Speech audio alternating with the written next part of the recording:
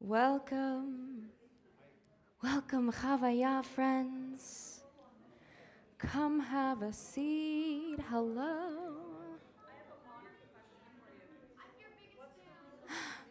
That's really sweet. Either one. Regarding hoods? I would say over.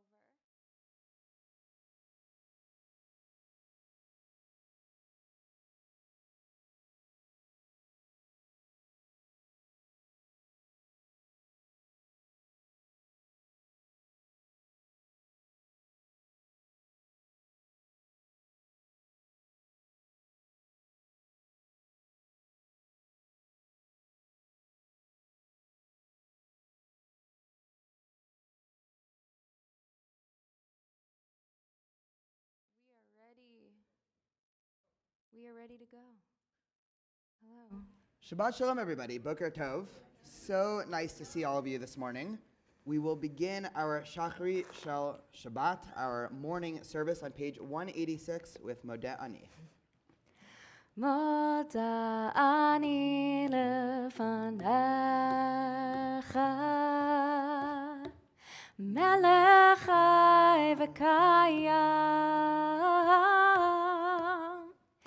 שהחזרת בי נשמתי בחמלה, בחמלה רבה אמונתך, רבה אמונתך. Now everybody with me. מודה אני לפניך, מלך חי וקיים,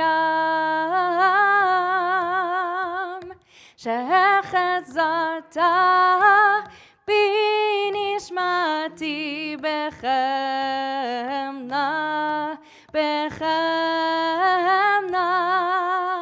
רבה אמונתך,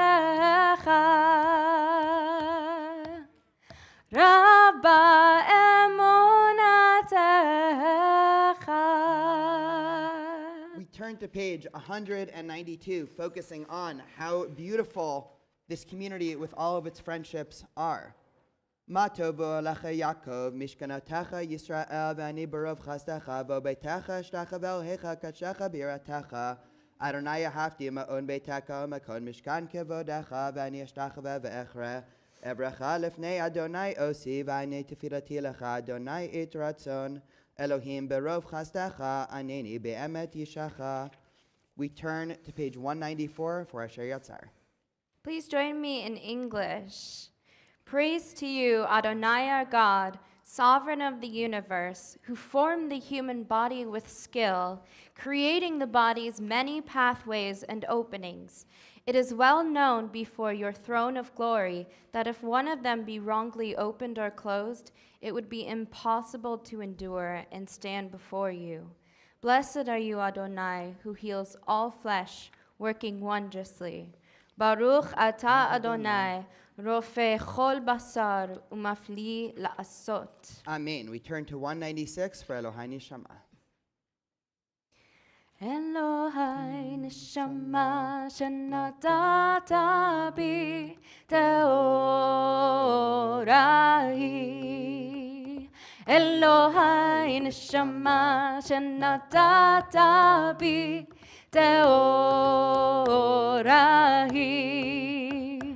Elohai neshama shenatata bi tehora, tehorahi. Elohai neshama shenatata bi teorahi. Elohai neshama shenatata bi teorahi. Elohai neshama shenatata bi tehora, tehorahi.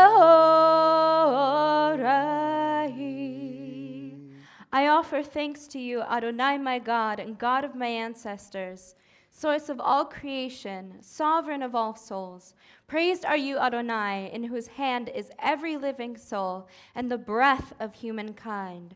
Baruch atah Adonai, asher beyado nefesh kol chai, veruach kol basar ish. Amen. We turn to the top of 198 for the daily miracles. Baruch atah Adonai, Eloheinu melech haolam, who has given the mind the ability to distinguish day from night. Amen. Baruch atah Adonai, Eloheinu melech haolam, who opens the eyes of the blind. Amen. Baruch atah Adonai, Eloheinu melech haolam, who frees the captive. Amen. Baruch atah Adonai, Eloheinu melech haolam, who lifts up the fallen. Amen. Baruch atah Adonai, Eloheinu melech haolam, who stretches the earth over the waters. Amen. Baruch atah Adonai, Eloheinu melech haolam, who strengthens our steps. Amen. Baruch atah Adonai, Eloheinu melech haolam, who clothes the naked. Amen. Baruch atah Adonai, Eloheinu melech haolam, who gives strength to the weary. Amen. Baruch atah Adonai, Eloheinu melech haolam, who removes sleep from the eyes, slumber from the eyelids. Amen. Baruch atah Adonai, Eloheinu melech haolam, who has made me in the image of God. Amen. Baruch atah Adonai, Eloheinu melech haolam, who has given me free will. Amen. Baruch atah Adonai, Eloheinu melech haolam, who has made me a Jew. Amen. Baruch atah Adonai, Eloheinu melech haolam, who girds Israel with strength. Amen. Baruch atah Adonai, Eloheinu melech haolam, who crowns Israel with splendor. Amen. We continue on page 204. Baruch atah Adonai, Eloheinu melech haolam, asher kishanu b'misos v'tivanu la'asok b'divrei Torah. O Adonai our God, let the words of Torah be sweet in our mouths and the mouths of your people Israel, so that we, our descendants, and the descendants of all your people Israel, may know you by studying your Torah for its own sake. Baruch atah Adonai, hamelamed Torah li'amo Yisrael. Amen. Please join me in English on page 206. These are things that are limitless, of which a person enjoys the fruit of the world, while the principle remains in the world to come. They are honoring one's parents, engaging in deeds of compassion, arriving early for study, morning and evening, dealing graciously with guests, visiting the sick, providing for the wedding couple, accompanying the dead for burial, being devoted in prayer, and making peace among people. But the study of Torah encompasses them all. We are on page 212 for Baruch She'amar. Baruch She'amar v'haya haolam, Baruch Hu, Baruch Shemo, Baruch Aseh v'Reishit, Baruch Omer v'Oseh, Baruch Gozer u'Mekayem, Baruch Merachem al haaretz, Baruch Merachem al habriot, Baruch Mishalem Sachar Tov Lireyav, Baruch Chai La'ad v'Kayam Lanetzach, Baruch Poder u'Matzil, Baruch Hu, Baruch Shemo, Hay Alai Alai, Hay Alai Alai, Hay Alai Alai, Hay Alai Alai, Hay Alai Alai, Hay Alai Alai, Hay Alai Alai, Hay Alai Alai. With songs of praise we extol you and proclaim your sovereignty, for you are the source of life in the universe. One God, life of the universe, praised and glorious ruler, your name is eternal. Melech mehulal, batishbachot, Melech mehulal, batishbachot, Baruch atah Adonai, Melech mehulal, בתשבחו. Amen. We turn the page to 214 for Mizmor Shir. מזמור, מזמור שיר, שיר ליום השבת. מזמור, מזמור שיר, שיר ליום השבת. מזמור, מזמור שיר, שיר ליום השבת. מזמור, מזמור שיר, שיר ליום השבת. מזמור שיר, שיר ליום השבת.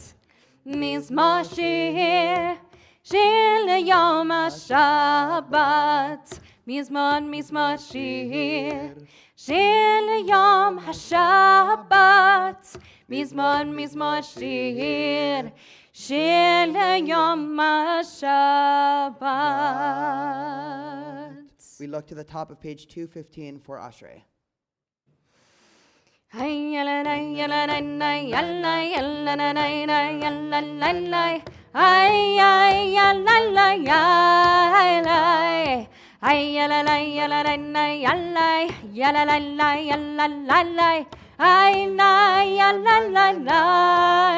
אשרי העם שככה לו, אשרי העם שאדוני אלוהיו, אשרי העם שככה לו, אשרי העם שאדוני אלוהיו. אשרי יושבי ביתך, הודיע הללוך, סלה. אשרי יושבי ביתך, הודיע הללוך, סלה. אשרי העם שככה לו, אשרי העם שאדוני אלוהיו, אשרי העם שככה לו, אשרי העם שאדוני אלוהיו. תהילה לרבי רמך, להי המלך ורבה שמך לעולם ועד. בכל יום אברכך והללה שמך לעולם ועד. גדול אדוני ומעולם מאוד, גילית תולתו אין חקר. דור לדור ישבח מעשיך וגבורותיך יגידו. הדר כבוד הודך ודברי נפלתך עשיך. ועזוז נורותיך יאמרו וגדולתך אספרנה. זכר רב טובך יביעו וצדקך ירננו. חנון ורחום אדוני, ערך אפיים וגדול חסד. טוב אדוני לעכו ורחמיו וכל מעשיו. יודוך אדוני כל מעשיך, וחסידיך יברכוך. כבוד מלכותך יאמרו וגבורתך ידברו. להודיע לבני האדם גבורותיו, וכבוד הדר מלכותו. מלכותך מלכות כל עולמים, ומשלתך בכל דור ודור.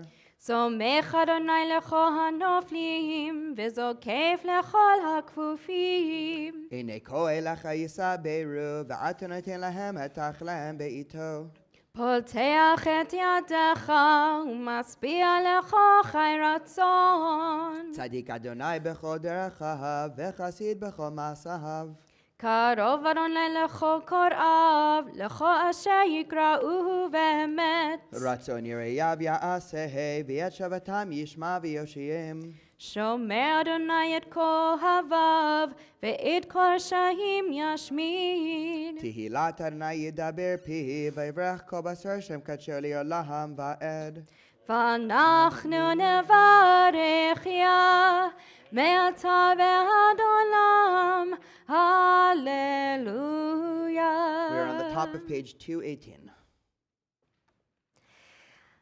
כל הנשמה תהלל יה, הללו, הללויה. כל הנשמה תהלל יה, הללו, הללויה. הללו, הללו, הללו. הללו, הללו, הללו. Hallelu, hallelu, hallelu. Hallelu, hallelu, hallelu. Kolan Shabbat Aliyah. Hallelu, hallelujah. Kolan Shabbat Aliyah. Hallelu, hallelujah. Nishmat kol chai tevrechet shemcha Adonai Eloheinu veruach kol basar tifarer b'teremim zechrecha malkeinu tamid. We are on the top of page 220 for Ilu Finu. Ilu Finu male shira kayam ulshaneinu arina kahamon galav v'sivtotenu shevach kemechave rakia ve'enenu meirot kashemesh ve'hayareach ve'yadenu frusot kinishre shamayim ve'raglenu kalot kayalot en anachnu masbikim lehodot lecha Adonai Eloheinu ve'Elohei avotenu אין אנחנו מספיקים להודות לך, אדוני אלוהינו ואלוהי אבותינו. We're on the top of page 222. Ha'el b'tatzumot zacha, ha'gadol b'kavod shemacha, ha'gibor la'netzach, v'nara b'naratecha, ha'melech ha'yoshev al kisei ram v'nisaha. שכן עד מרום וקדוש שמו, וכתוב רננו צדיקים באדוני, לישרים נבע תהילה, בפי ישרים תתהלל, ובדברי צדיקים תתברך, ובלשון חסידים תתרומם, ובקרב קדושים תתקדש. ומקלות ריבות עמך בית ישראל, ברינה ידבר שמך מלכנו, בכל דור ודור. ישתבח שמך לעד מלכנו, האל המלך הגדול והקדוש בשמיים ובארץ. כי לך נאה, אדוני אלוהינו ואלוהי אבותינו ואמותינו, שהוא שפחה לב וזמרה, עוז וממשלה, נצח גדולה גבורה, תהילה ותפארת, קדושה ומלכות, ברכות והודאות, מעתה ועד עולם, ברוך אתה אדוני. אל מלך גדול בתשבחות, אל ההודעות אדון הנפלאות, הבוחר בשירי זמרה, מלך העולמים. חצי קדיש, page 224. יתגדל ויתקדש שמי רבה, בעלמא דברך חירותי וימליך מלכותי, בחייכון וביומכון ובחייך בית ישראל, בעגלה ובזמן קריב, ואמרו אמן.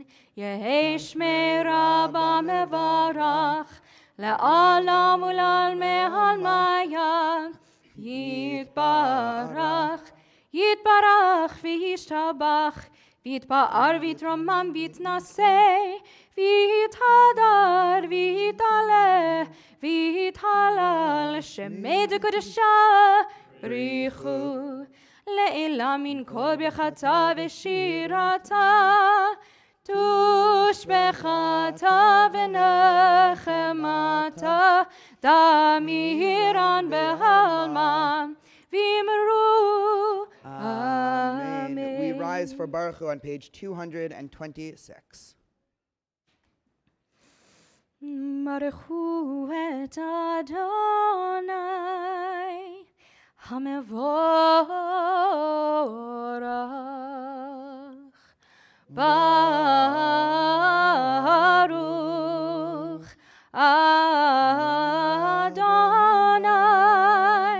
Hamevorach Hamevorach Leolam Vaed Hamevorach Hamevorach Leolam Vaed. You may be seated. We continue on page 228. Baruch atah Adonai Eloheinu melech haolam yotzer or v'choshech oseh shalom u'varei et hakol. And we continue in the English. How numerous are your works, Adonai. In wisdom you formed them all, filling the earth with your creatures. Be praised, Adonai our God, for the excellent work of your hands, and for the lights you created. May they glorify you. Shine a new light upon Zion, that we all may swiftly merit its radiance. Praised are you, Adonai, creator of all heavenly lights. Baruch atah Adonai, yotzer hameorot. Amen. We are on page 230 for Ahava Rabbah. I want to sing it. Can we sing it? Okay, And before we do and sing Ahava Rabbah, we focus, as we do every week, once we take away all the distractions that invade our time during the other 6 days of the week, and we have time to focus on the important things in life, we think and we meditate on this idea of love, and in a world that so badly needs a little bit more love, what our world, our community, our universe can look like if this week we do something that increases our love for everybody just a little bit more. Ahava Rabbah on page 230. Ahava Rabbah Avtanu Adonai Eloheinu Chemla gedola v'yitera Chamata aleinu Ba'avur avoteinu Ve'imotenu Shebatchu v'cha Shebatchu v'cha Avinu Malkeinu Vatlamdem chukei chayim Ken techonenu tlamdenu Hamerachem rachem aleinu V'ten belibenu lehavin ulaskil nishmoa ללמוד וללמד, לשמוע ולעשות, ולקיים את כל דברי תלמוד תורתך באהבה. והאר עינינו בתורתך, ודבק ליבנו במצוותיך, ויחד לבבינו לאהבה וליראה את שמך, ולא נבוש ולא ניכלם ולא ניכשל לעולם ועד, כי בשם קודשך הגדול והנורא בטחנו, נגילה ונשמחה, נגילה ונשמחה בשועתך. Gather us in peace from the four corners of the earth, and lead us upright to our land. For you, O God, work wonders. You chose us. Truly, you drew us near to your great name, that we might acknowledge you, declaring you one in love. Praised be you, Adonai, who chooses your people Yisrael in love. Baruch atah Adonai, habocher be'amo Yisrael be'ahava. We are on page 232 for the Shema. Shema Yisrael Adonai Eloheinu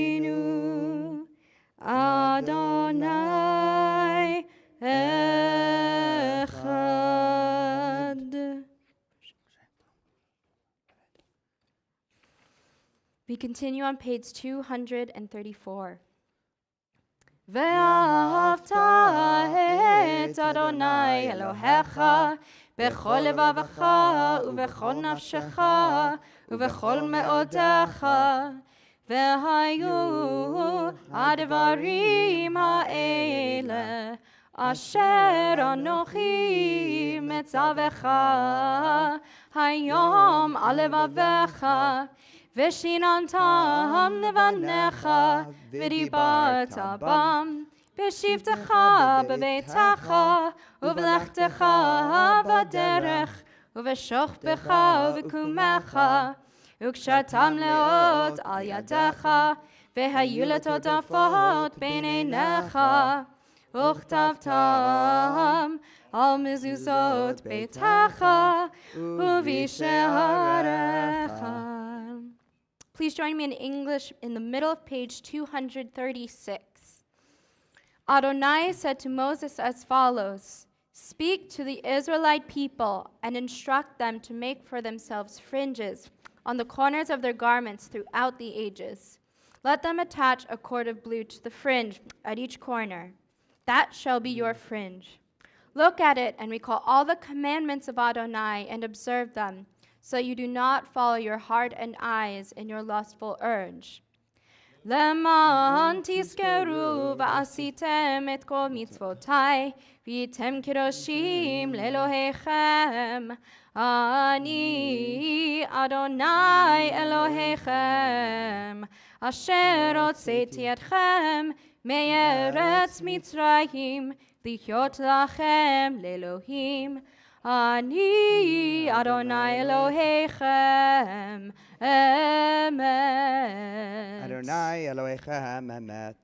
From Egypt you redeemed us, freeing us from bondage. For that your beloved sang praise, exalting you. Your dear ones offered hymns, songs, praise, blessings, and thanksgiving to you as sovereign, the living and enduring God. High and exalted, great and awesome. God ever humbles the proud, raises the lowly, frees the imprisoned, redeems the afflicted, helps the oppressed, answering our people when we cry out. Praise to God Most High, blessed is God and deserving of praise. In great joy, Moses, Miriam, and Israel responded with song to you, all of them proclaiming. We are on page 240. Ya la la la, ya la la, ya la la la la. Ay, ya la la, ya la la, ya la. Ay, ya la la, ya la la, ya la, ya la la. Ay, ya la la, ya la la, ay la. Mi chamacha ba'elim Adonai, mi kamacha nedar b'kodesh. Mi chamacha ba'elim Adonai, mi kamacha nedar b'kodesh. Nora tehilot osefele, Nora tehilot osefele, Adonai yimloch le'olam va'ed. Shira chadasha shimchu geolim, לשמחה אספת הים, יחד כולם הודו, והמליכו ואמרו, אדוני ימלוך לעולם ועד. Rock of Israel, rise in support of Israel and redeem Judah and Israel as you promised. Our Redeemer, Adonai Tzebaot, is your name. Blessed are you, Adonai, for redeeming Israel. Baruch atah Adonai, Ga'al Yisrael. Amen. Before we do the Amidah, I'm going to try something. We're going to throw this out of left field. I'll pull a page out of Rabbi Nico's playbook. There's a Hasidic story. This is especially important if you are, raise your hand if you're under 13 years old. In my brain. There we go. Same with me. Sometimes, depends on the day. There's a famous, you can put your hand down now. I don't want to tire you out. We're going to need your energy in a minute. There's a famous Hasidic story from the founder of Hasidic Judaism named the Baal Shem Tov. And he was one time sitting in synagogue, and it was on Yom Kippur, the most important day of the year. And all of a sudden, a parent takes his little child into the synagogue. And the problem was this child had never been to a synagogue before. So he had no idea what was going on. And everybody's singing and praying in languages and tunes that they don't understand. And all of a sudden, the child had a small harmonica in their pocket. And so they took it out during services. And you can imagine the parent freaking out at this point because everybody was singing. And most of the time, you don't usually see harmonicas in the middle of the service. And the child starts playing the harmonica extremely loud. And everybody gets scared for a second, and everybody stops. And the Baal Shem Tov, the rabbi, kept on going. And everybody was surprised. How are you going when this kid is clearly disrupting services with the harmonica?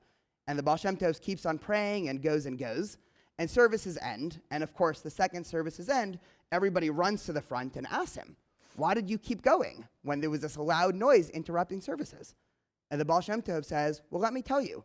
The whole day, Yom Kippur, I've been talking with the angels that are in charge of the gates of heaven. And these angels get to decide whether or not the doors of heaven open for the prayers to be able to go through. And all day long, the angels were keeping the prayer shut, right? Nothing we said or sung or did today caused the angels to open the door. But the second the harmonica started, the angels thrusted the doors wide open, and it's only because of that that our prayers were accepted. So we're going to try singing the chorus of that tune one more time on page 240. And even if you don't know the tune, and even if you don't know the words, try to clap or sing along or stomp your feet or any other way in which you can be involved with the prayer service. And we can sing it on Yaila Dai Dai. I think that's a great plan. Thank you, Rabbi Daniel. Ready? Here we go. Yaila la la yaila la yaila la yaila. Hi yaila la yaila la yaila. Hi yaila la yaila la yaila la yaila. Hi la la la yaila la yaila. Hi yaila yaila la yaila. Yaila yaila la yaila. Hi yaila la la la. Hi la la yaila la yaila. Yaila la yaila yaila la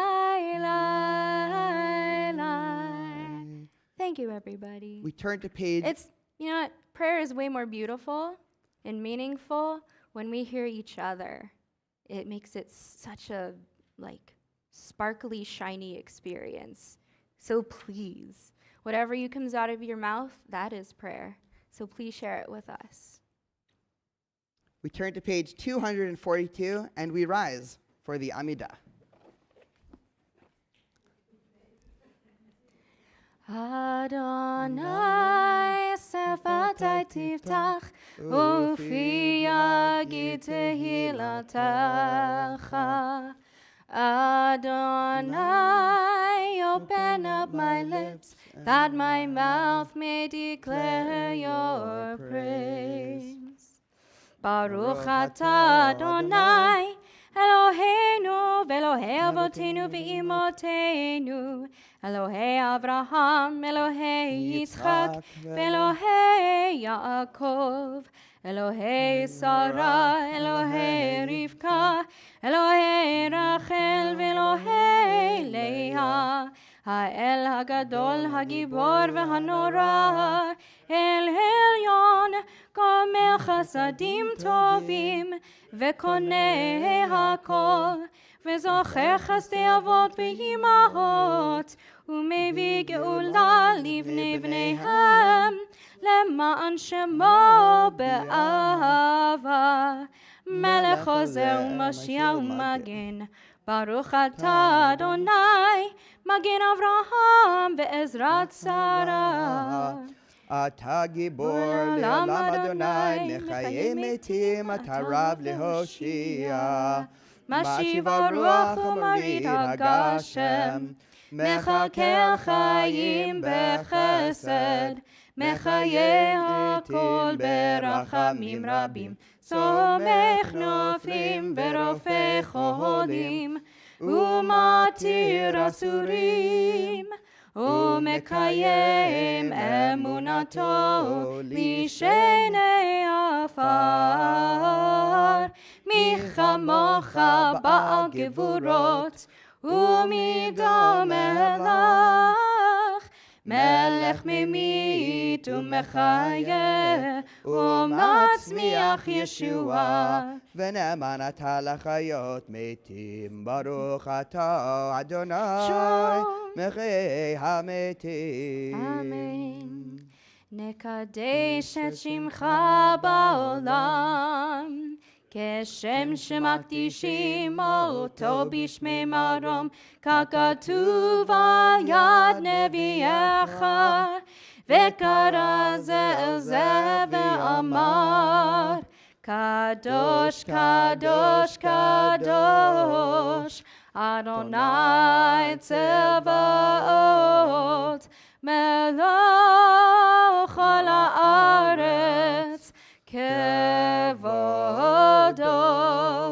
אדיר אדירנו אדוני אדוננו, מאדיר שמך בכל הארץ, ברוך כבוד אדוני ממקומו.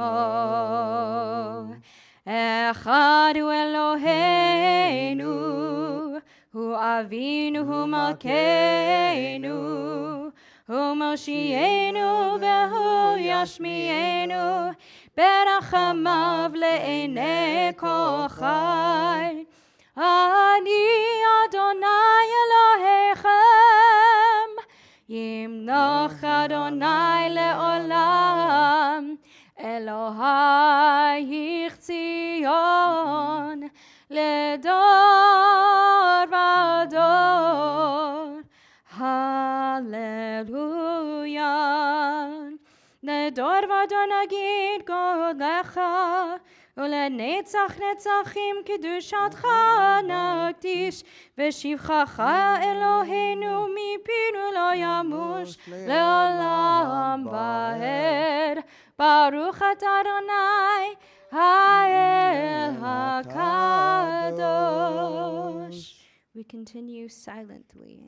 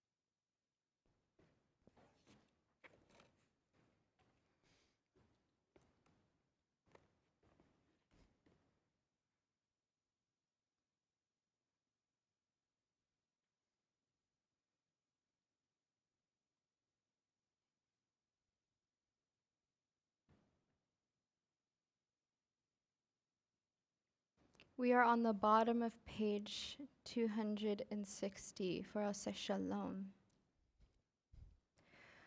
Ose Shalom bimromav, hu ya'aseh shalom aleinu,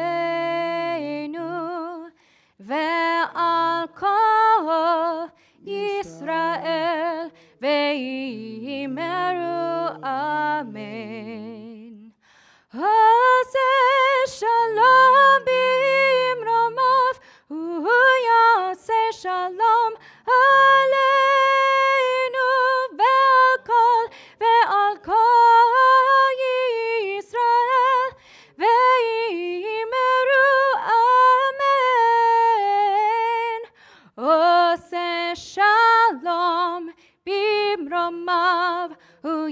יעשה שלום עלינו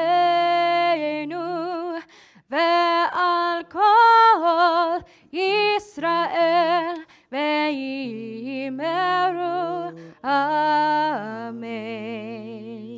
May the one who makes peace in the high heavens make peace for us, all Israel, and all who inhabit the earth, to which we say, Amen. Amen. We turn to page 362 and we rise for the opening of the ark. In kamocha Elohim Adonai, vein kema'asecha malchutecha malchut kol olamim, umemshaltecha bechol dor v'dor.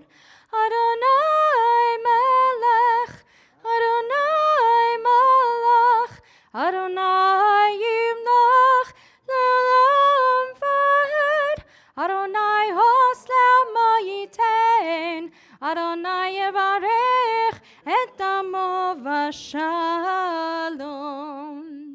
Ki mitzion tetzeh Torah, ki mitzion tetzeh Torah, u'devar Adonai mi Yerushalayim.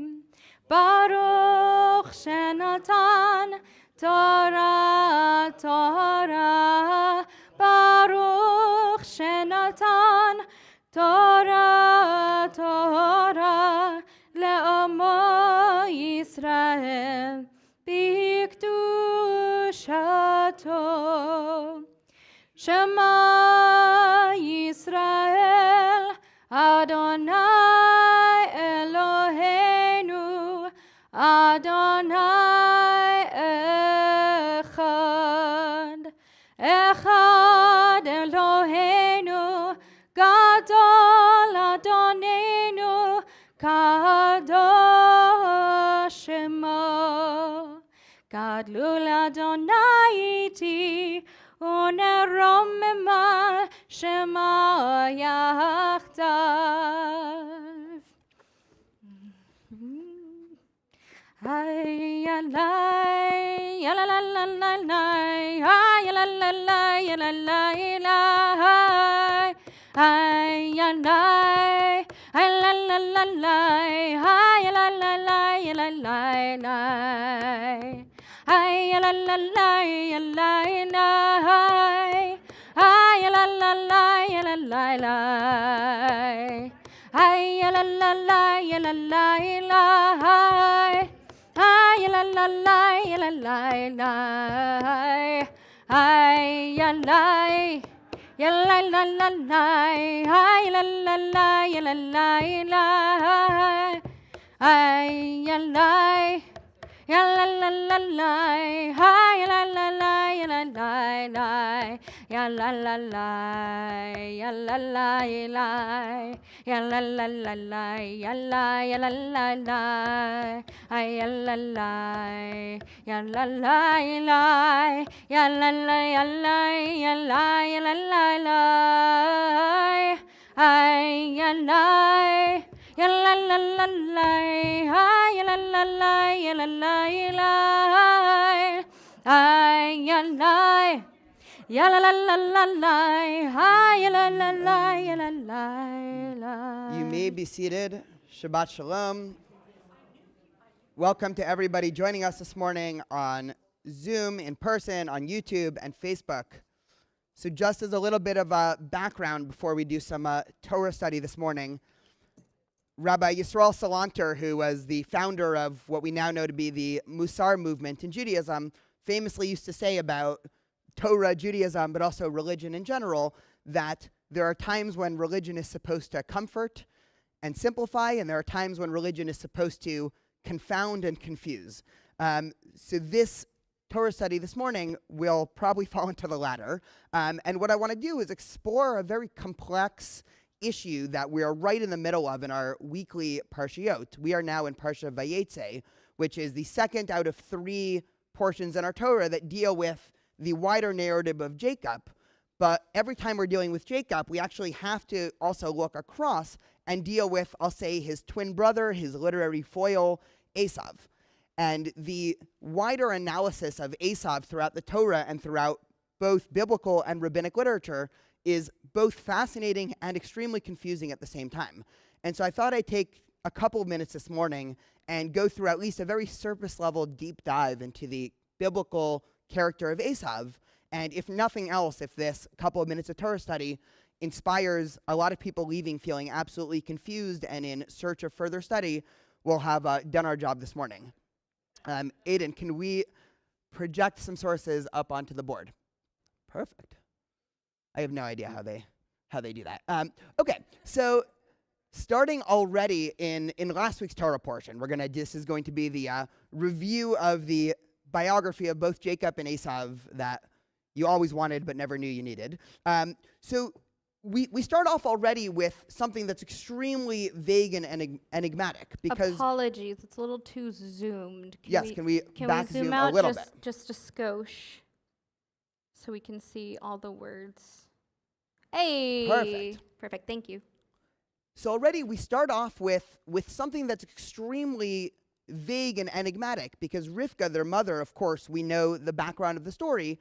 Her and Isaac, they are having trouble having children, and finally she finds herself pregnant, and something doesn't seem right? She seems a lot of struggling in her womb, and so you can imagine, confronting medical professional after medical professional, and no one can figure it out. And she eventually gets so distraught, she says, if so, lama li anochi, right? If so, why do I exist? And so whatever's happening, right, already in utero to some extent, something is going so fundamentally wrong that Rivka is now going to confront God. She goes to inquire of Adonai in the text. Now already, right, one of the things in which we've talked about in past Shabbat morning Torah studies is figuring out whenever the Torah uses unique phraseology, right, that is a springboard and that is a wealth for later interpretation. And one of the first things that biblical commentators note is this is a very weird phrase. This phrase goes to inquire of God does not really appear all throughout the rest of the biblical stories. And so already now we get to our first fundamental question. And one of the things that I want to do here is I want to tell you two different narratives that are both completely plausible and completely self-contradictory. We can view that as a metaphor for how we view narratives in real life, about how we judge other people, about how two people can look at the exact same situation and read two different completely worldviews into it. So we can view Esav, the biblical Esav, as our first test case in half of us can read this and come out thinking Esav is the biggest villain in history. And as we know, Jewish tradition has a long-standing tradition of viewing Esav as not just an evil individual, but as representation of evil, right? We know that the Bible connects Esav to the nation of Edom, which eventually becomes Rome, and Rome was eventually the nation that subsequently destroyed the temple and has been responsible in classic Jewish tradition for the last 2,000 years of diaspora. On the other hand, I want the other half of people to live here, and we can duke it out over Kiddush, to leave here thinking Esav's actually a pretty good guy, and he gets a really bad rap in later on Jewish tradition. So already we get our first test case study, where Rebecca sees these infants struggling and goes to inquire of God, and God answers her, 2 nations are in your womb, 2 separate peoples shall issue from your body, right? So now she finds out that she's getting twins, and not just twins that are going to represent this nationalistic struggle that's going to take place over the next 1,000 years. And here now is the important part of this first narrative. One people shall be mightier than the other, and the older shall serve the younger, right? Esav, who came out first, is going to serve Jacob, who was second, right? Jacob meaning from the root Yaakov, Akev, because he was holding on to Esav's heel. But there's a problem here, right? We get to our first of many problems. See, in English, if I were to say the older shall serve the younger, that means one thing, right? It means there's a younger and an older, and the older will be doing the serving. The problem is, with biblical Hebrew and grammar, there's no standardized noun-verb placement. So in English, if I say she ran, everybody understands who the she is and who's doing the running. In Hebrew, sometimes you would say ran she, and that is just as grammatically correct. So see what happens when we go back to this verse. V'rav ya'avot sa'ir, and the older shall serve the younger, can equally be read as the older, comma, the younger shall serve. Those are both completely plausible readings. And one of the things that biblical scholars note is that we're still here, right? On the one hand, this is not a deterministic, right? Oftentimes we read this verse and we say, okay, it was predetermined, right? That we're going to have this endless struggle, Jacob and Esau, and they were going to go back and forth and hate each other. And in the end, of course, Jacob was going to win because of this prophecy. And what scholars note is that there was no determinism here, right? This was an idea that one of them would eventually serve the other, but we basically keep and maintain the free will in the situation. And that perhaps Rebecca interpreted this as a self-fulfilling prophecy, which is why she seems to always favor Jacob. But we know Isaac actually favored Esau. And so he might have read this the complete opposite way. So we're already here at the beginning at a crossroads. Are we viewing this as a predetermined idea that Esau is going to be this other nation who's going to be subservient to Jacob, and we know Jacob is representative of Israel, right? His name is changed later. Or do we still not really know what's going on and need to look a little bit further? So we get to the first narrative. Again, this is still from last week's Torah portion. So now the boys grew up, and we're given a little bit about their biography. So Esau became a skillful hunter, a man of the outdoors, but Jacob became a tent dweller, right? So Esau is now the athletic hunter who's running around the fields, and Jacob prefers sitting in tents and hanging out, perhaps studying, as the rabbis would later read in. And we still don't know, is this a good thing? Is this a bad thing? Because immediately we see Isaac favored Esau because he had a taste for game, but Rebekah favored Jacob. So one of the chief rules throughout the book of Genesis that we'll be seeing throughout the Jacob and Esau case, but also later on towards the end of Genesis, once we get to Yaakov and his 12 sons, is that favoritism in Genesis never works out very well, right? Anytime a biblical character picks a favorite child, it almost always ends in disaster. And the sort of subtext that's going on in the book of Genesis that I actually think the Torah is trying to combat to some extent is in the ancient world, the way in which inheritance and family line would work was by a system known as primogeniture. What that usually meant was if you are the firstborn son, you get everything. And if you're not, sort of thrust you off to the side, right? The Torah, in its both rebuke of oldest favoritism and also in its overall condemnation of favoritism, is railing against this idea, right? The basic philosophy of the Torah is that all humans are created equal, so why should me as the eldest be more special than my younger brother who's 3 years younger just from some happenstance of birth? And so already we see favorites are picked, and now again we get to a pivotal point of interpretation where we can divide the room into half, and I'm sure half of us would interpret Esau being favored by Isaac as a good thing and half by a bad thing, right? So what does it mean that Isaac favored Esau? So one rabbinic interpretation, so now we're in the Midrash, interprets this in the most negative light possible. How so? The Midrash in Genesis Rabbah, there was hunting in Esau's mouth. What does that mean? Meaning he used to entrap and deceive him, meaning Yitzhak by his words. He would also ask his father, how do you tithe salt? So just a little bit of background. What can it mean? Again, let's put on our ancient rabbinic literary glasses for a moment. What could it mean that Isaac favored Esau because he had a taste for game? Well, we can either read that literally, saying Esau was a nice son, and every day he would get up early in the morning and scour the fields for some fresh meat to give his dad lunch. Or you could read this in the other way, right? What does it mean he used to trap and hunt? Well, he was a deceptive man, and he used to entrap and cause his father to love him with his words, which is how some rabbinic interpretations want to do this. And they ask Esau, they portray Esau almost as, you can imagine, the child who is, terrible and a menace and a bully in school and then goes home and puts on an act in front of his father and asking questions like, Dad, how do we tithe salt, right? Salt is something that doesn't have to be tithed, right? Unlike most other fruit and vegetables. But it's a very innocent question, and you can imagine, right? I'm imagining they're about 11 years old at this time, but everyone could come up with their own age, right? You can imagine if you're trying to get on your father's good side and show that you're interested in continuing on Jewish tradition, you ask very simplistic questions saying, I'm interested in learning even while you're terrible. On the other hand, you can read the same passage, and we'll scroll down a little bit, and this is how another midrash reads this narrative, where we get Rabbi Shimon ben Gamliel, who was the head of the courts in Israel in the 1st century CE, and he says, all my life I took care of my father, yet it did not even amount to 1/100th of Esav's efforts when he attended to his own father. So now we get another rabbinic statement saying, no. Don't read this narrative as saying Esav was a deceptive, terrible person who was trying to trick his father into thinking he was good. Esav was actually the par excellence of what we would call kibud av v'em, right? Honoring one's parents. And Rabbi Shimon ben Gamliel gives an example. I attended him, meaning he attended his own father, in soiled garments.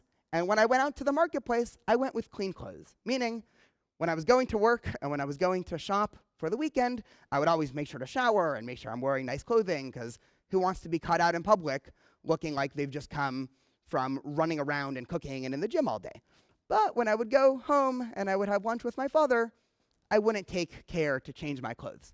When Esav, however, scroll down a bit, attended his father, he waited upon him in regal garments, saying, father's honor is to be respected only in regal garments.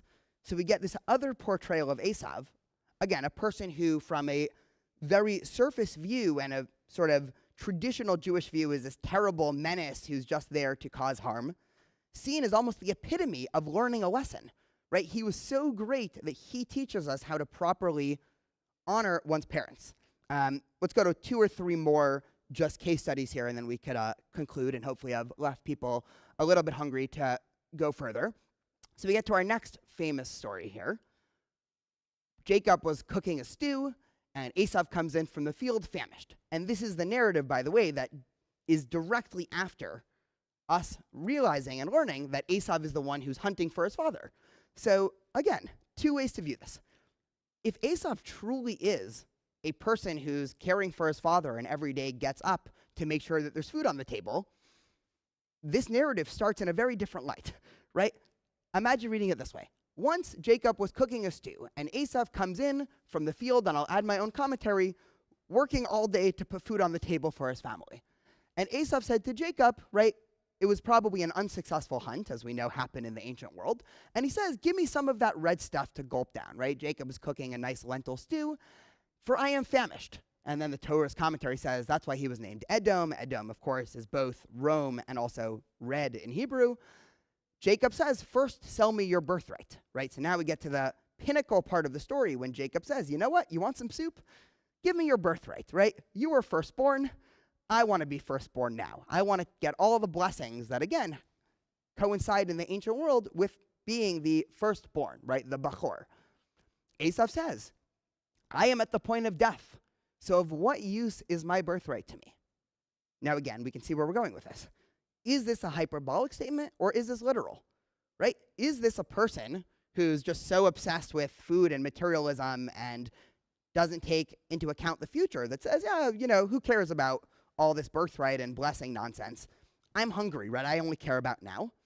Or has he actually been out of town for days, hasn't been able to find food, and he quite literally is on the verge of death? And again, commentators are split here. Jacob remains steadfast. He says, swear to me first, right? So he says, I'm only going to feed you, only going to give you soup if you give me your birthright. So he swore to him and sold his birthright to Jacob. Jacob then gave Esav bread and lentil stew. He ate and drank and rose and went away. And so we get the second now of the stories. And then the commentator tells us that Esav spurned the birthright. Okay, scroll down a little bit more, because now we get to the second half of this story, right? So the immediate story after tells us that Isaac is old and his eyes were too dim to see, right? So now we're introduced to an old and blind Isaac. And he calls his oldest son Esav and said to him, my son. And Esav answers, Hineni. Now for people who view the Torah as a bunch of hyperlinks, right? When you see the term Hineni, you, in your mind, click on the hyperlink. And who else says Hineni?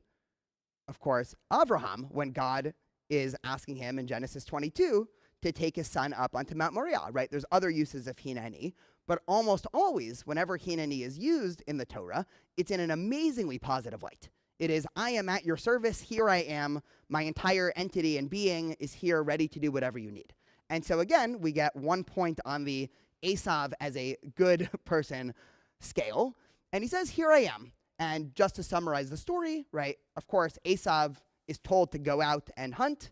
Esav spends a couple days in the field. At the same time, Jacob and his mother Rebekah devise this plan to come in and trick Isaac, right? Rebekah prepares a nice lunch. Jacob dresses in a bunch of fur because Esav was hairy to pretend to be Esav. And Jacob now steals, tricks, gets the birthright, whatever word we want to use. And at the end of the story, Esav comes back in. And of course, he's furious because he realizes he just got tricked by Jacob. And here's what he says. He has usurped me 2 times now. He has taken my birthright, and here he has taken my blessing. Now, there's a problem here. I'm curious for people that are following along, and we have a couple more minutes. What's the problem here with this statement?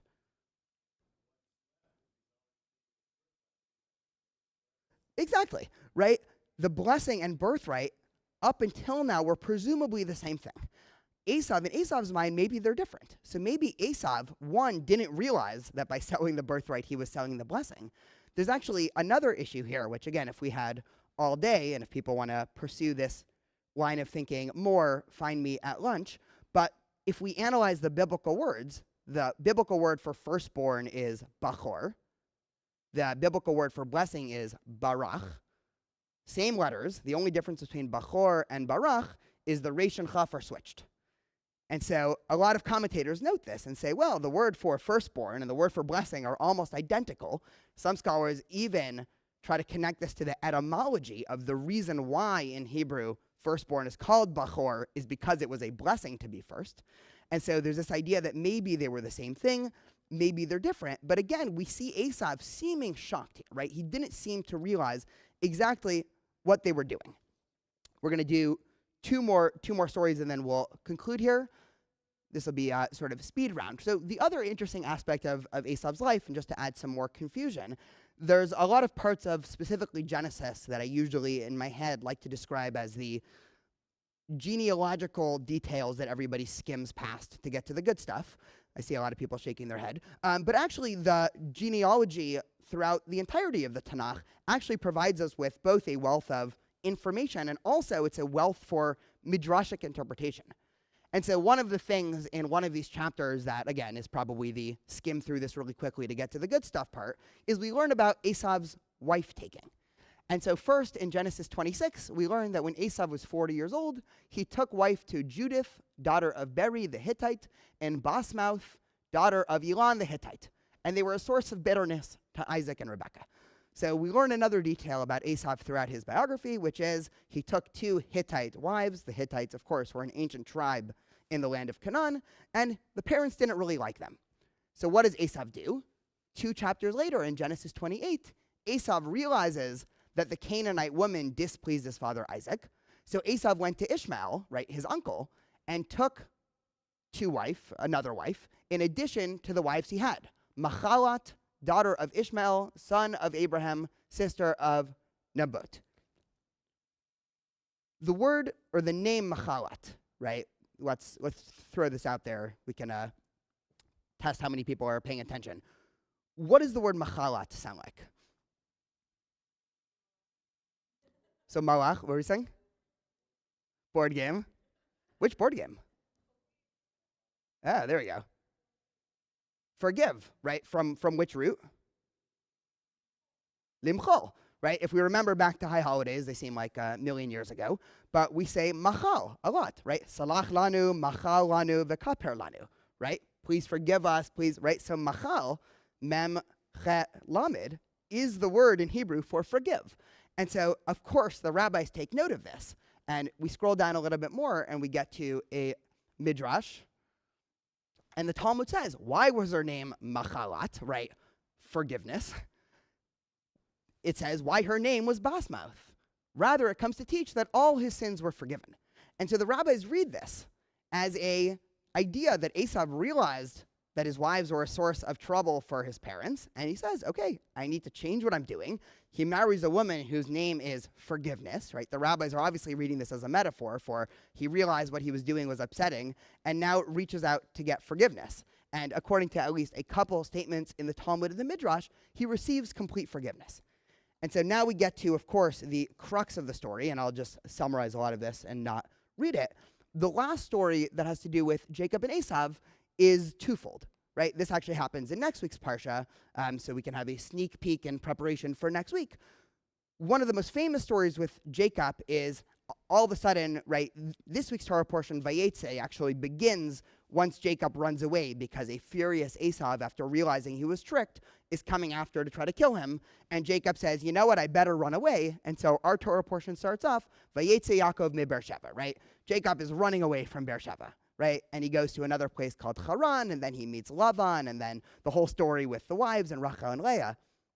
In next week's Parsha, it begins with a grand reunion, right? Jacob is now much older, hopefully a little bit wiser, more mature. He realizes that Esav, his brother, is older, wiser, more mature, and they're about to have a reunion.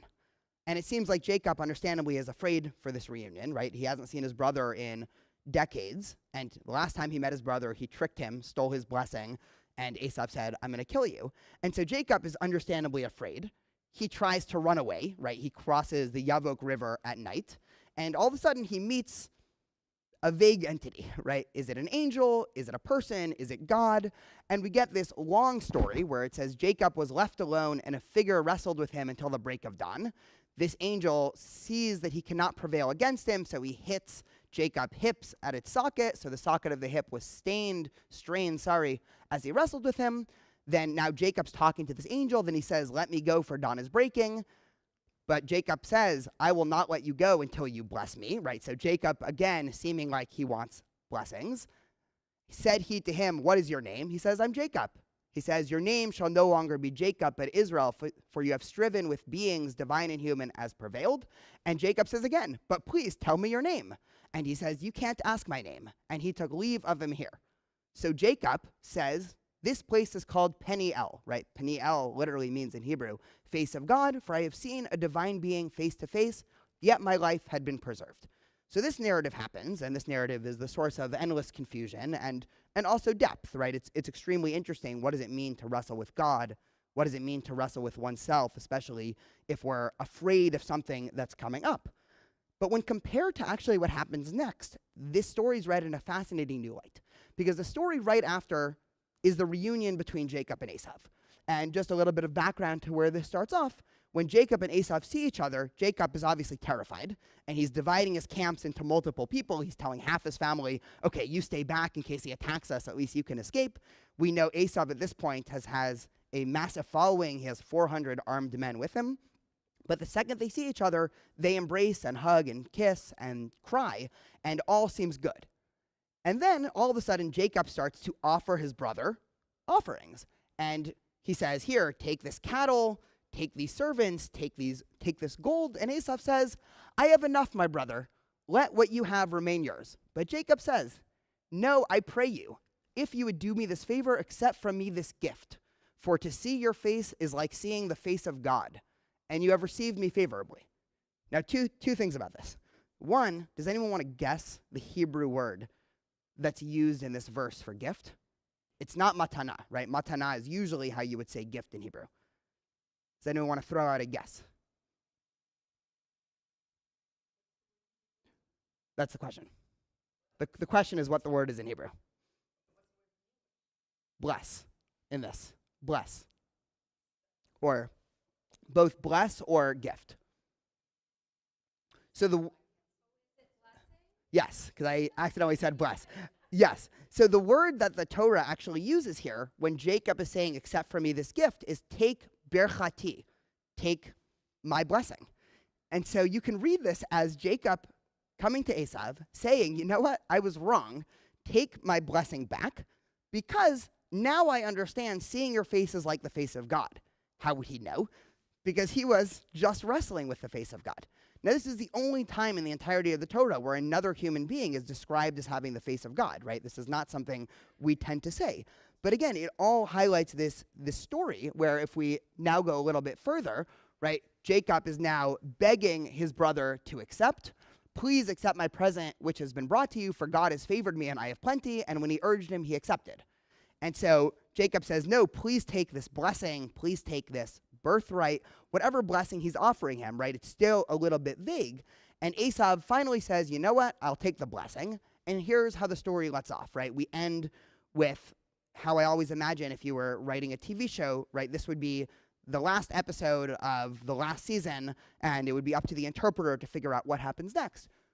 Esau says, okay, now that we've rekindled our family, let us start on our journey, right? I'm happy to wait for you. You have a lot of young kids, right? At this point, I think Jacob had 11 children at this point, right? Okay, I'll go at your pace.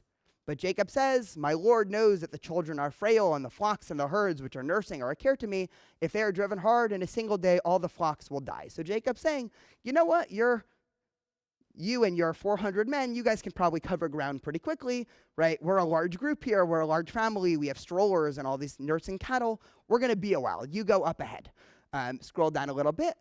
Let my Lord go ahead of his servant while I travel slowly at the pace of the cattle before me and at the pace of the children until I come to my Lord in Seir. So Jacob's saying, no, you go ahead. You go to Mount Seir. Mount Seir is a land in modern-day Jordan. It was the biblical kingdom of Edom. And that's where Esau was on his way to. And Jacob says, Esau, you go out ahead, right? I'll be right behind you in a couple days. And Esau says, okay, it seems like you need a lot of help. Let me assign to you some of the people who are with me, right? I have 400 soldiers, 400 servants. Okay, take 20 of them. They'll be able to carry some of the children, push the stroller a little bit. And Jacob says, oh no, my Lord is too kind to me, right? So there's this fascinating back and forth where, is this genuine? Is this ingenuine, right? We have very little clue how to actually read this. So Esau started back that day on his way to Seir.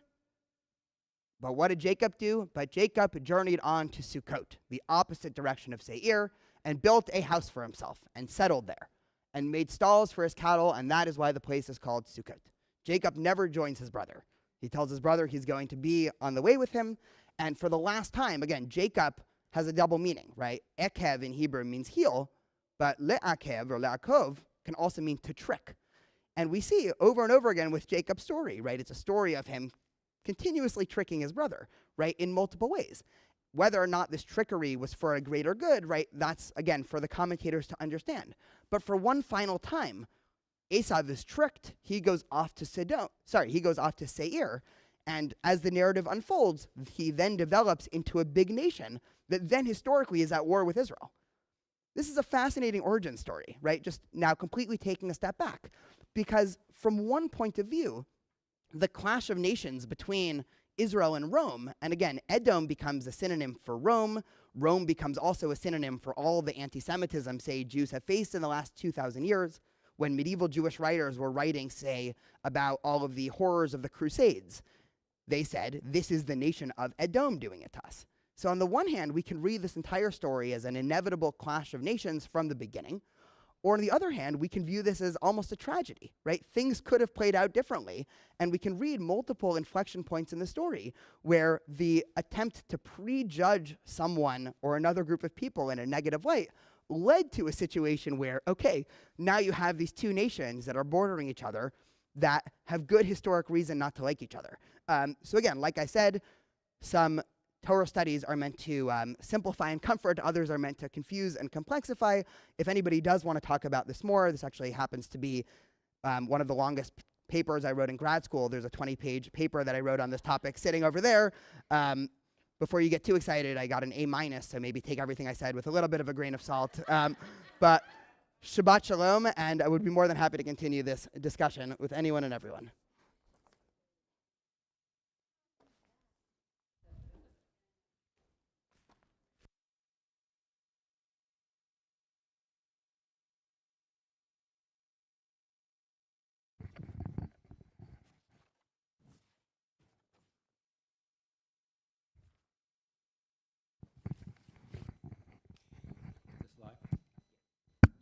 It is. Okay, so the Torah reading for Parshat Vayetze is on page 195 in one of the books.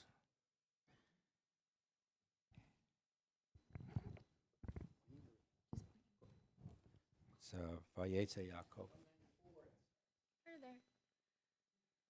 Got it? Depends on the Which book you have? book.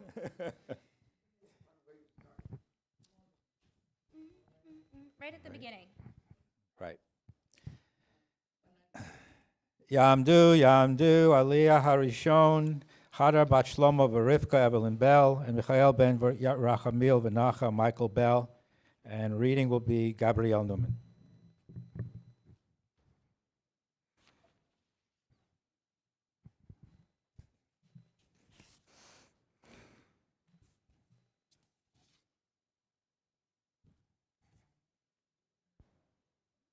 Baruch hu Adonai Hamvarach. Baruch Adonai mevarach le'olam va'ed. Baruch Adonai Hamvarach le'olam va'ed. Baruch atah Adonai Eloheinu melech haolam asher bahar banu mikol ha'amim v'natan lanu et Torato. Baruch atah Adonai noten haTorah. Amen.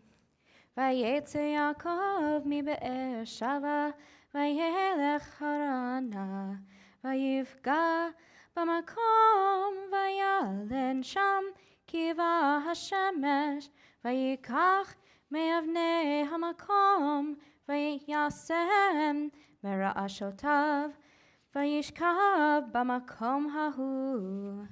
Vayachalom, v'hinei sulam mutav arta, v'rosho magia hashamayma, v'hinei malachei Elohim olim v'yordim bo.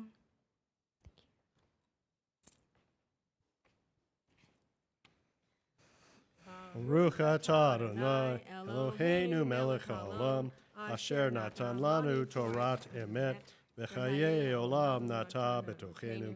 Baruch atah Adonai noten haTorah. Amen. Yamdu, Aliyah, Shtayim. Have Ludmila Thrillin, Balka Mat Jorge, and Barbara Levine, Bracha Bat Tzvi, HaKohen, V'menucha, and reading will be the one and only Nitzachanek.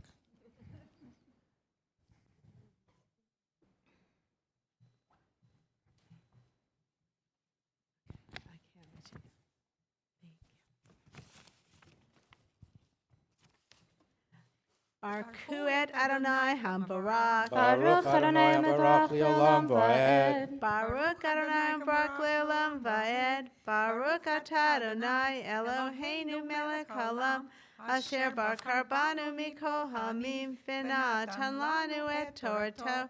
Baruch atah Adonai noten haTorah. Amen. והנה אדוני ניצב עליו, ויאמר, אני אדוני אלוהי אברהם, אביך, ואלוהי יצחק, הארץ אשר אתה שוכב עליה, לך אתננה ולזרעך, והיה זרעך כעפר הארץ, ופרצת ימה, וקדמה וצפונה ונגבה, ונברחו בך כל משפחות האדמה ובזרעך. והנה אנוכי עמך, ושמרתיך בכל אשר תלך, והשבותיך אל האדמה הזאת, כי לא אעזבך עד אשר אני אם עשיתי את אשר דיברתי לך. ויקץ יעקב משנתו, ויאמר, אכן יש אדוני במקום הזה, ואנוכי לא ידעתי. וירא ויאמר, מה נורא המקום הזה, אין זה כי עם בית אלוהים, וזה שער השמיים.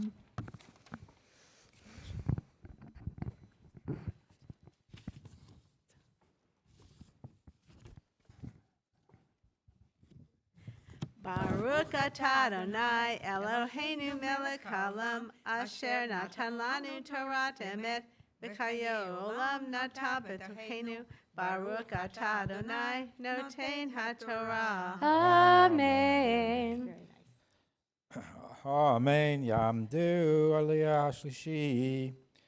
Jeffrey Coleman, Ben Joseph Abraham, and Ben Sharon Coleman, and Charlie Coleman, and Robin Scopus Zipporah, and reading is me.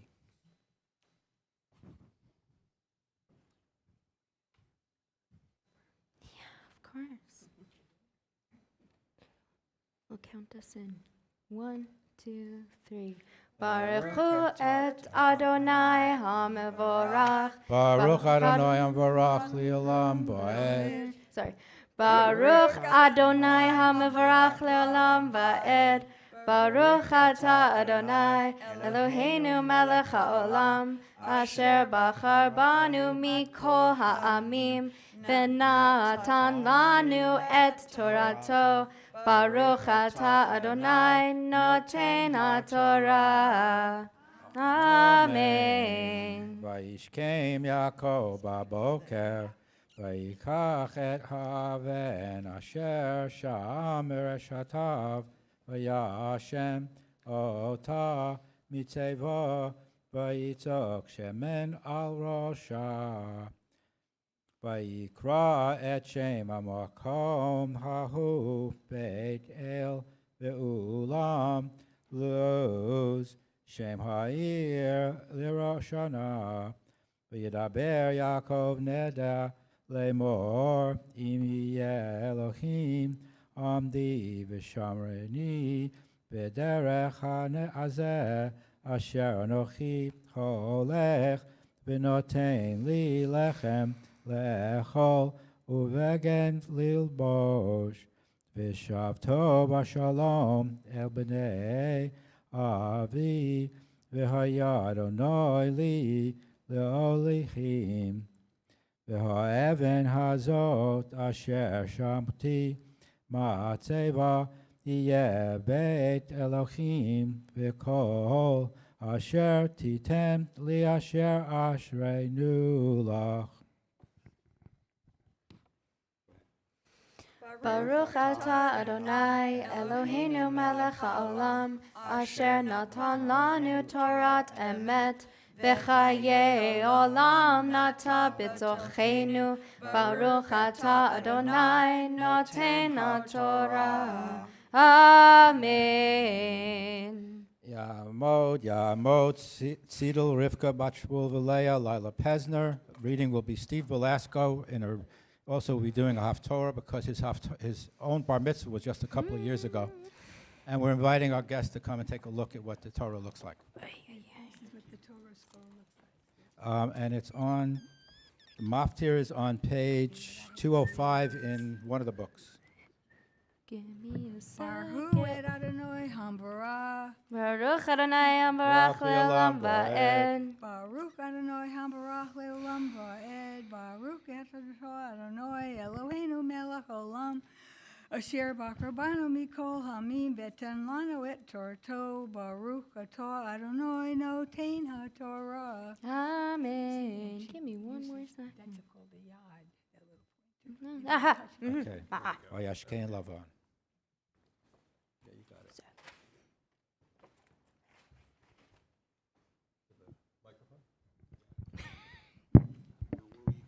Right here. Vayishke. Vayashkem Lavan baboker, Vayanashek Levanov, V'libinovo, Vayavorech etchem, Vayele, Vayashem Lavan limkomo, Vayaakov halach ledarko, Vayivgeuvo, Malachei Elohim, Vayomer Yaakov, Ka'asher Ra'am, Mane Elohim, Zeh, Vayakra, Shem Hamakom Hahu, Machanaim. Yashakor. Baruch atah Adonai Eloheinu melech olam. Asher Natan Lano Torah Emet V'Haye Olam Data B'Elohenu Baruch Atah Adonai Noten HaTorah. Amen. That's all. But you never touch it with your hand.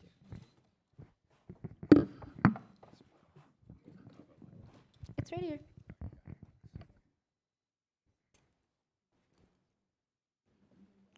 Okay.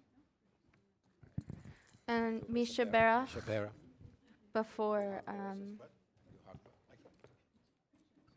Haftarah. Okay, we do a short Mishuberach for everybody who participated in the Torah reading service this morning. Mishuberach Avotenu v'Imotenu, Avraham Yitzchak v'Yaakov, Sarah Rivka Rachel v'Leah, Hu yivarech et kol ha'olim, ba'avor shalachu levon makon u'lechvod ha'Torah, b'zchar zeh HaKadosh Baruch Hu yishmerehu v'yatzilenu mikol tzara u'tzuka u'mikol nega u'machala v'yishlach bracha v'tzlacha b'chol mesei yadehem im kol Yisrael v'no mahar. Amen. Before we recite the Mishuberach for Refuah, the one for healing, we keep in mind those in our community and those in our family who are in need of any type of healing this Shabbat, whether that be a physical healing, a mental healing, anyone dealing with addiction, or any other way in which people need healing this Shabbat. While I recite the Mishuberach for healing, feel free to either type names of loved ones and community members into the chat or whisper their names so that we feel them in the room with us. Mishuberach Avotenu v'Imotenu, Avraham Yitzchak v'Yaakov, Sarah Rivka Rachel v'Leah, Hu yivarech et kol ha'cholim, HaKadosh Baruch Hu yimalei rachamim aleihem, l'hachmilam u'lerefuatam, u'lehachziktam v'yishlach mehem, mehera refuah shlema min hashamayim, refuat ha'nefesh v'refuat ha'guf, hashta bagla u'zakari v'no mahar. Amen. We rise for Hagba. Oh, there we go. Here, I can spot you on the left side here. Vezot HaTorah asher sam Moshe livnei bnei Yisrael al pi Adonai beyad Moshe al shasha devarim al shasha devarim al shasha devarim olam olam amen. Al shasha devarim, al shasha devarim, al shasha devarim, olam olam amen.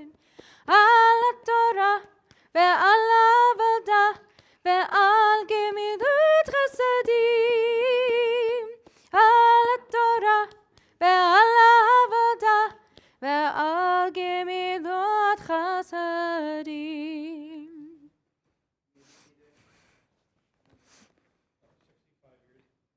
Mike, guys? Okay, hello? Yep. Okay, good, first. Yeah, 65 years ago, wow. That's when I did this last before. Hosea was the son of Beri, and he was an 8th century before the Common Era prophet of Israel, and the nominal primary author of the book of Hosea, which is what we're going to read here for the Haftorah. It is believed Hosea was a citizen of the northern kingdom of Israel from the tribe of Benjamin, and probably remained there permanently throughout his prophetic activity. He is the first of the 12 minor prophets of the Tanakh. The period of Hosea's ministry extended some 60 years, and he was the only prophet of Israel of his time who have left any written prophecy. The Talmud claims that he was the greatest prophet of his generation because he lived more than 100 years before the destruction of the first temple. Hosea is often seen as the prophet of doom, but underneath it, all of his messages is one of destruction, is a promise of restoration and redemption. In his work, Hosea frequently refers to the whole of his contemporary people of Israel as Ephraim, ostensibly because the first king of Israel had come from that tribe. He also metaphorically speaks of Ephraim as though it was a single person, although he clearly is referring to all the northern tribes collectively. The link between the Torah portion, which we read today, and these chapters in Hosea appears in the very first lines of the reading. The Vayetze Parsha tells the story of Jacob from having received the birthright blessing through his fleeing to Haran, establishing a family, and his ultimate departure from Haran.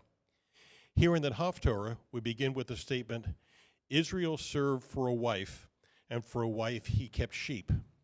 This refers to the 14-year period Jacob spent as a shepherd working for Laban to marry his two wives, Leah and Rachel, and Laban's daughters. Hosea continues referring to the years Israel was in the desert, overseen by Moses, a prophet of God. But now Ephraim,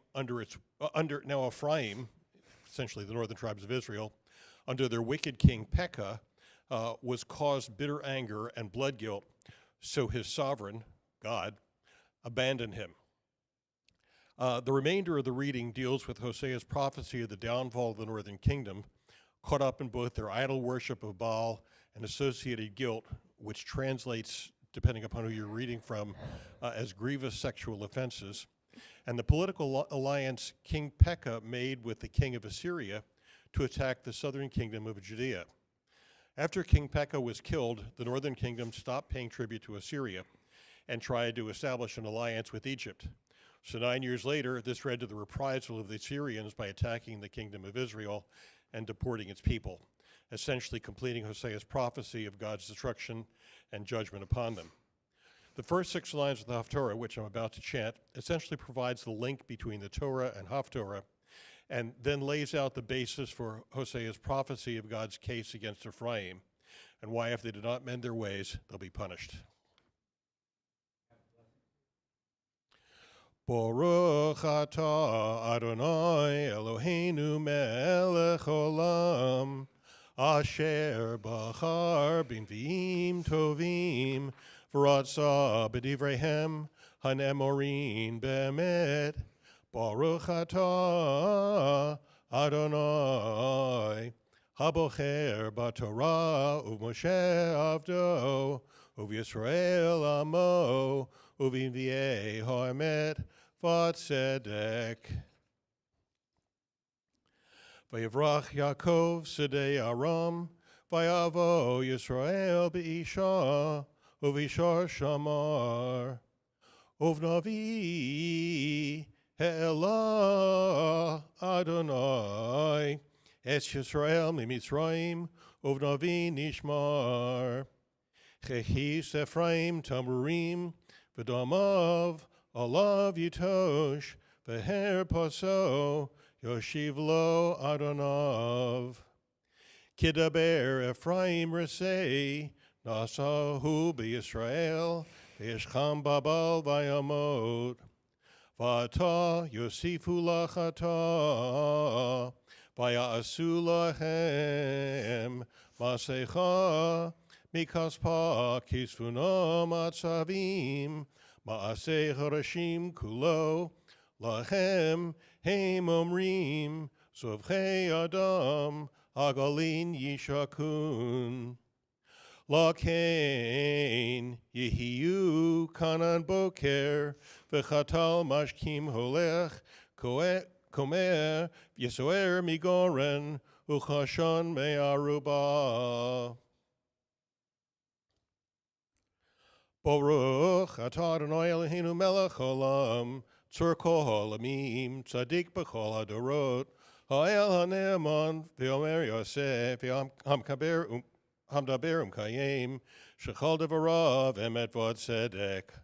Al haTorah v'al ha'avodah v'al hanviim v'al yom haShabbat hazeh shenatata lanu Adonai Eloheinu liktushav limnucha lichavod ultiforet.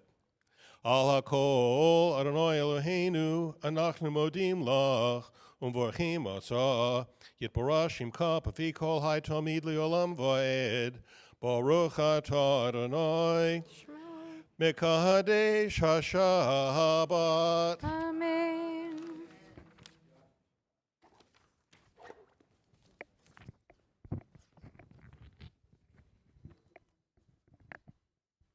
We rise for the returning of the Torah to the Ark.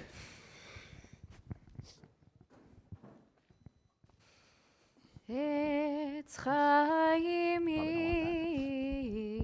lemachazikim ba v'tomecha me'od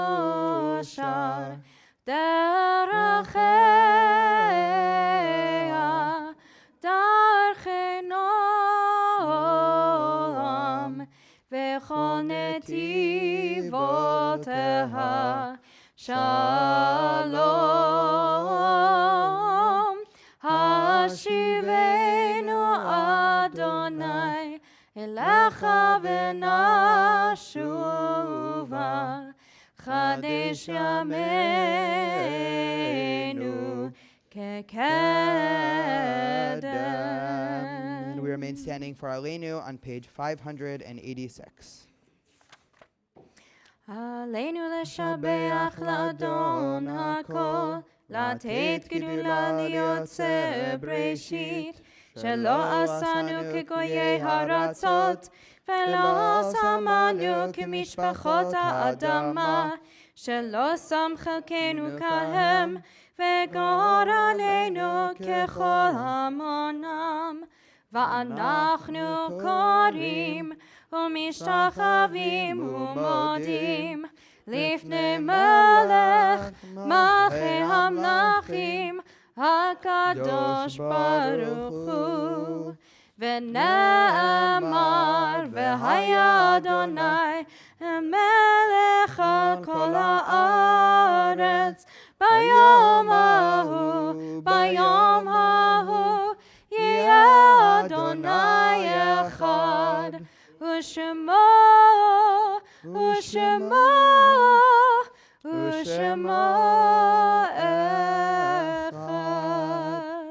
You may be seated. Before we recite the Mourner's Kaddish on page 598, we wanted to highlight those in our community that are in distinct stages of mourning. If this Shabbat is the first week after the passing of a loved one, please type their name in the chat or rise. If this is the first 30 days, the Shloshim period.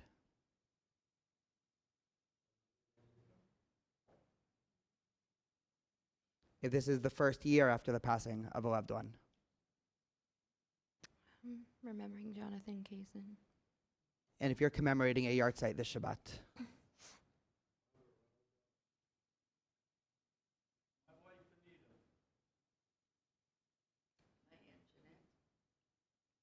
Everyone else, please join our community members for the Mourner's Kaddish on page 598. יתגדל ויתקדש שמי רבה, בעלמא דיברה חירותי וימליך מלכותי, בחייכון וביומכון ובחיי תכל בית ישראל, בעגלה ובזמן קריב ואמרו אמן. יהי שמי רבה מברך לעולם ולעולמי עלמיה. יתברך וישתבח ויתפאר ויתרומם ויתנשא, ויתהדר ויתעלה ויתהלל שמי דקדושה בריחו. לעילה מן כל ברכתה ושירתה, תושבחתה ונחמתה, דאמירן בעלמה ואמרו אמן. יהי שלמה רבה מן שמיה, וחיים עלינו ועל כל ישראל ואמרו אמן.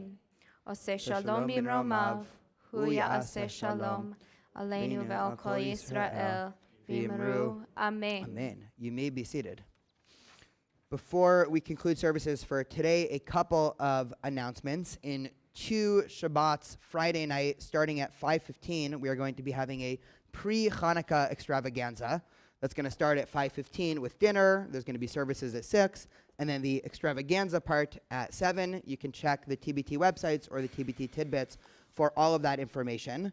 And for our forecast for January, note that January 14th, we are having our Casino Royale night here. That's going to start with a dinner at 6 p.m., and the casino is going to open around 7. So again, make sure to sign up for that. You can find flyers right out there, or of course on the website for those at home. One other general announcement for those who have children, grandchildren, nieces, nephews that are in school. This has been a very worrying week in terms of social media and anti-Semitism, of course, brought about by a couple of high-profile, famous people spewing some anti-Semitic ideas. If anybody knows somebody or themselves that want to talk to somebody about it and help process, I know social media has been particularly a tough place, especially for people that are in middle school, high school, and college. So feel free, of course, to always connect them with me, and I would be happy to talk with whomever. We conclude services with yes, we do have a bunch of adult education going on. What day is the Hebrew class? My class is Monday. Okay, so Monday, for those who want to hop in, we are about a third of the way through our survey of Jewish history class. But for those who are interested, we are meeting on Zoom Monday evening at 5:30. And so if anybody would like to hop in, we're about to talk about Hanukkah this week. So you missed a little bit, but haven't missed much. You can hop right in. And for those who want to learn Hebrew, that is taking place Tuesday at what time? Was it? I thought it was 5:30. 5:30. At either 5, 5:30, or 6. I remember. You can check the I remember there was a TBT 5. website. All this information is on our website and also our weekly emails, so stay tuned there. And if anybody has specific questions about any of the events going on, feel free to find one of us afterwards. Following services, there's going to be some refreshments in the room right over, so make sure that you stay for that. Adon Olam is on page 612. Adon Olam Asher Malach B'terem Kol Yetzir Nivra Le'ed Nasa V'chefzo Kol Azai Melech Shemo Nikra Azai Melech Shemo Nikra Ve'acharei Kichlot HaKol לבדו ימלוך נורא, והוא היה והוא הווה, והוא יהיה בתפארה, והוא יהיה בתפארה, והוא אחד ואין שני, להמשילו להכבירה, בלי ראשית, בלי תכלית, ולא העוז והמשרה,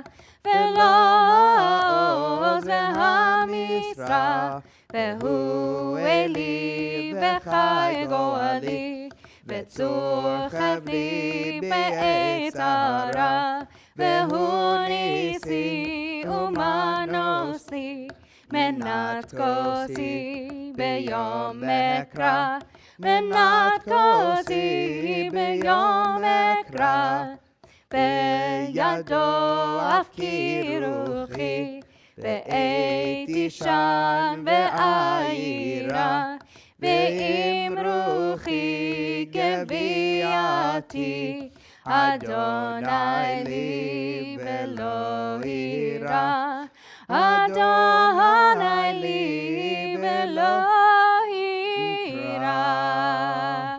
Shabbat Shalom, Shabbat Shalom, everybody. Thank you so much for joining us. Yalla, yalla.